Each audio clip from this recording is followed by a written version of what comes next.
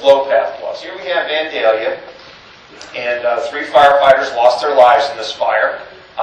It was in a 10-story building. This is the center of the building. It's got one wing going in this direction, one wing going in the other direction. This is the elevator core. And you see on the downwind side we have soot-stained windows, and on the upwind side we have soot-stained windows. The wind is coming on the upwind side. That was the fire apartment actually on the upwind side. And we had 3 firefighters. The last time they were seen alive by somebody, they were in the elevator lobby. When they looked through the window into the corridor, it was light smoke conditions. Not a big deal. And they started to move down the hallway. There was a little old man in this apartment, and he started to get smoke into his apartment.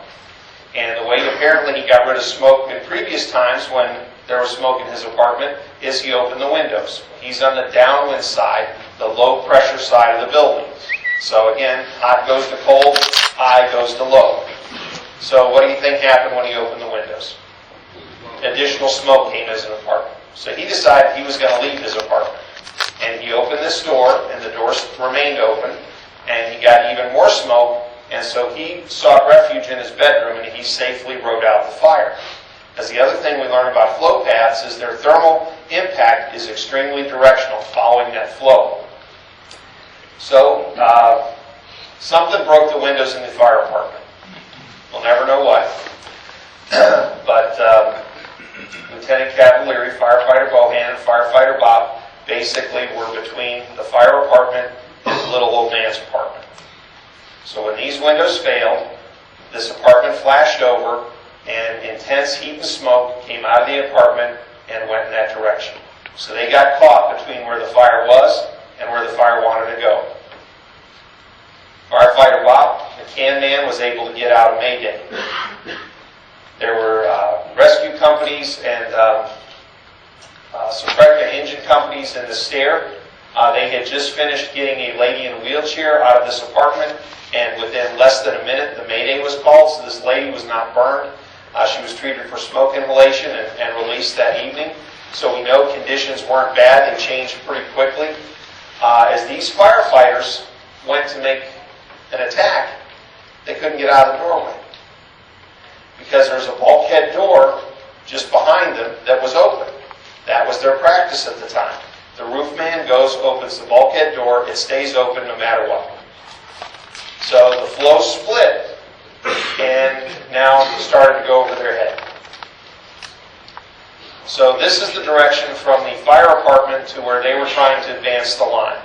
Eventually they advanced 2 lines down the hall, and in reality the fuel load in the apartment was starting to burn down, and they recovered the bodies but were unable to rescue. We look at how the apartment was burnt. There's a pretty intense fire in there. It burned through the gypboard, got into the foam plastic insulation on the exterior wall. It burned so hot it spalled the concrete ceiling, the deck planks of the concrete ceiling. And so we made a model of it with our fire dynamic simulator. In fact, this was before the fire dynamic simulator even had its name. So the wind is coming from here. The roof man, in his statement after the fire, he said that he saw flames pulsing in and out of the window, in and out of this window. He did radio that there was a high wind condition. And so when this was modeled originally, the thought was that the wind was going up and down, and that's why the flames were pulsing in and out of the window. So you'll see that when the wind blows, we'll have a push of smoke and heat, flames down the hallway, and when the wind stops, it kind of goes back to the fire apartment. So here's our flow path through the little old man's apartment. Right now, this door is not open until after the Mayday. Here's the opening for the bulkhead door. The Mayday's called, they open the door, and you see how smoke and flames start to enter the stairwell and why they burned several hose companies before they were able to advance the line down the hall. When the wind stops, it retreats. When the wind blows again, it pushes out. So this was many years ago. It was shared with the FDNY that asked for it. It was never really published until 2008, after we did some experiments, because we had no way of validating this. This was sort of our best thoughts on it at the time.